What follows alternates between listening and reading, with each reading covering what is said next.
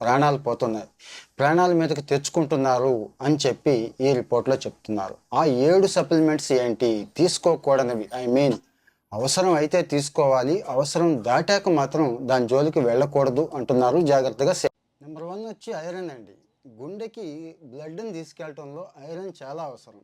కానీ అదే ఐరన్ ఎక్కువైతే గుండె డ్యామేజ్ అయ్యే అవకాశం ఉంది. సప్లిమెంట్స్ వద్దు, ఐరన్ దొరికే రిచ్ ఫుడ్స్ ఉన్నాయి కదా, అవి తీసుకోండి, సరిపోతుంది.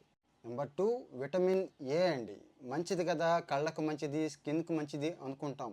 ఇదే విటమిన్ ఏ ఎక్కువైతే లివర్ డ్యామేజ్ అవుద్దండి. విటమిన్ ఏ ఎక్కువయ్యే కొద్దీ టాక్సిక్ కింద మారుతుంది అని చెప్తున్నారు.